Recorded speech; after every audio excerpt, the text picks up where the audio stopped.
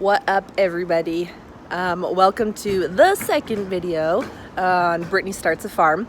So today I wanted to talk about soil, our wonderful, beautiful Utah soil. So I've been doing a lot of research and stuff and trying to find out what exactly Utah soil is like and what it is you can do to make it better. Because let's be honest, when you're growing a garden, you can get the most expensive plants, you can water them and take perfect care of them all day long. But if you don't have a good soil, it's not going to mean anything because they need the nutrition and whether they need the right amount of water. There's a whole bunch of factors that really go into having a good soil. So first of all, I kind of wanted to talk about the lovely soil we have here in beautiful Utah. It gets this crust over the top of it, so it makes it really difficult for seeds, especially carrots, since their seeds are so small and they're not very strong. It makes it really difficult to plant seeds in this awesome soil. The soil in this raised bed here, this was here when Courtney and Ryan moved in, so I have no idea what went into it, if it's just like the virgin soil, like the topsoil that was here. I don't know, like I said, what's been put into it. I know Ryan mixed in some sort of compost that had some wood organic matter in it. He did that in the spring, but other than that, I just have no idea what has gone into this soil. So Utah soil is more alkaline than acidic. So it doesn't have a lot of nutrients in it. It's difficult to grow things. There are a few plants that like more alkaline soil. So like okra and asparagus and cauliflower and cabbage and cucumbers and parsley and oregano are a few that actually like a little bit more alkaline soil. So if those plants tend to do really well in Utah, that is why, because of the alkaline soil. So I wanted to let you know, this video isn't good. You're not going to learn everything you need about soil amendment. And here I just kind of want to talk about the basics of what you can do to help your soil out. Another thing that you can do is, how do you figure out what nutrients are in your soil or what your pH level is or anything like that? You can buy little soil test kits on Amazon. I don't know exactly how much they are. You can also take a soil sample and send it into Utah State, and they will let you know what nutrients are in there, what metals, minerals, and all that fun stuff. And it's, I think, $10 to $15 to do that, so it's not very expensive. And then you could know what you need to do with your soil exactly, so it's not just a guessing game. Okay, so I've talked about kind of how awesome the soil is. Most of Utah soil is more clay than sand, so it just means your soil is not going to drain quite as fast. It's a little bit more dense, makes things a little more difficult to grow in. So what can you do to grow? Are you just SOL? What can you do to improve your soil? If you look it up, there are so many things that you can do, so many things that pop up. One thing that I think we're probably going to do is do raised beds and bring in just buy topsoil and compost and mix that in.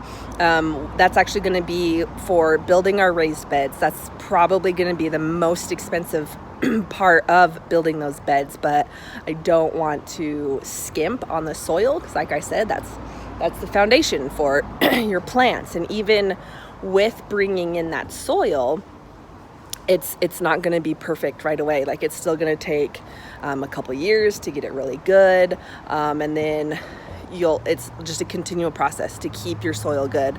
The thing with the Utah soil being alkaline is the water is also alkaline. So if you aren't doing anything to improve your soil and you're just watering it with the regular water, it just makes matters worse.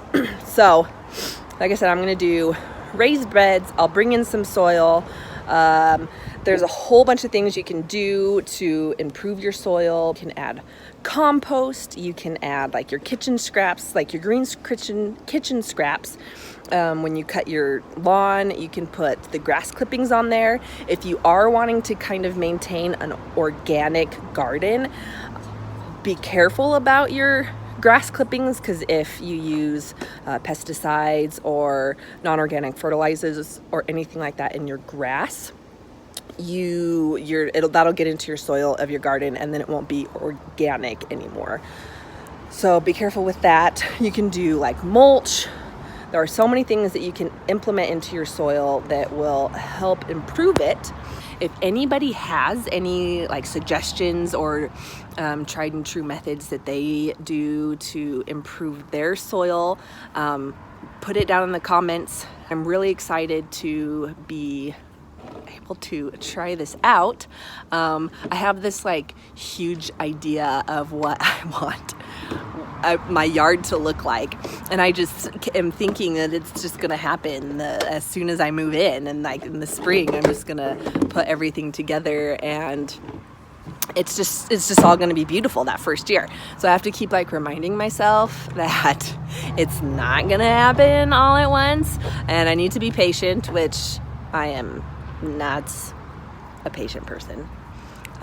So it's going to be an awesome adventure. I'll try and post some pictures of our yard so you guys can see what I'll be starting with.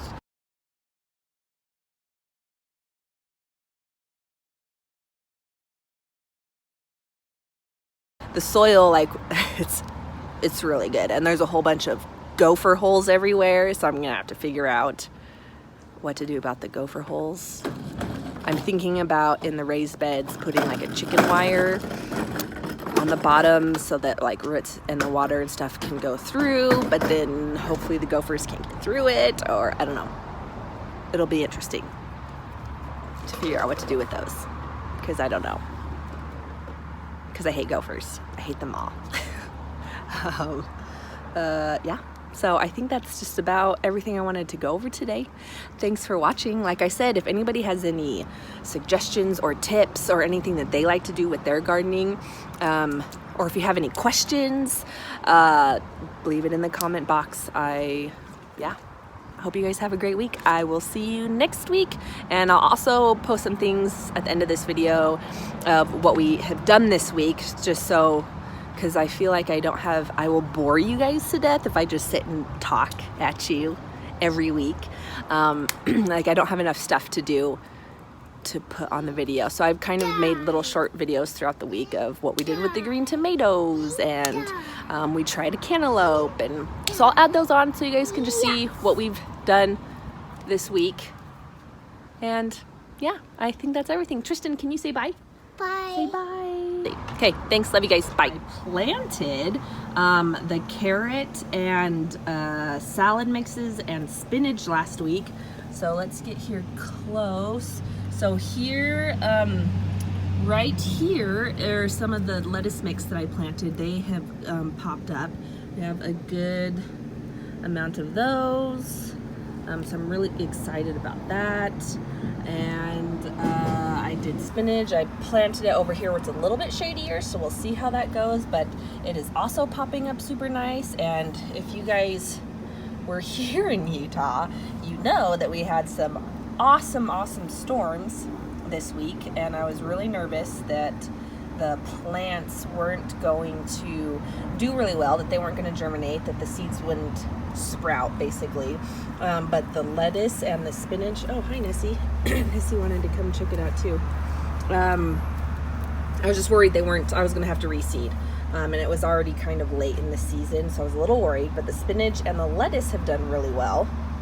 Planted some carrots, which I haven't really seen. The only thing that I have seen, teeny tiny sprout right there. So that's the only thing I've seen of my carrots. So we'll see if the carrots, and especially with all the storming that happened, we will see if I get any more than this one teeny tiny thing. And it's only been 7 days, I think, since I planted, so there's still some time. We decided to fry some of the green tomatoes that we picked last week. So I just sliced them up and then put some salt and pepper on them. And then over here at our frying station, we have flour and salt and pepper, and then buttermilk. And then this is a combination of cornmeal and Parmesan cheese with like cayenne pepper and paprika and dried parsley. And then so you go flour, buttermilk, the cornmeal, and I put them in the oil, and they're just about ready to come out. And then I'm gonna make a ranch dipping sauce, and I'm hoping these will be awesome. So we'll see how they taste. Hey guys, I think we are going to try and harvest this honeydew. I haven't actually done honeydew before, so I think it's ready. They say like when it's starting to turn yellow, rather than like this green color, and then when it starts to get waxy, like a waxy feel to it, they said it should be ready. So we are going to try it out, see what it tastes like. We're tired of waiting. And then we have this little friendly bug here. Not entirely sure what it is. Anybody knows? Let me know. It kind of looks like a cricket, but like weird wings. Anyways, so we're gonna try the honeydew. Hopefully it tastes amazing. We'll let you know. Here it is. It definitely was not ripe yet. It kind of like smells like a cucumber actually. It doesn't taste bad. It's just not super sweet yet. So we'll have to wait a little bit longer with the others. We also picked it during the day when it was kind of warm, and I know with melons it's a lot better to pick it when it's cooler, like in the mornings, because then it's going to be a lot sweeter when it's cooler. Once it starts to warm up, the sugar isn't quite as sweet. So yeah, it's good, has potential. We'll have to be more patient with the other ones. The boys like it. But yeah, here it is. It's a pretty color though.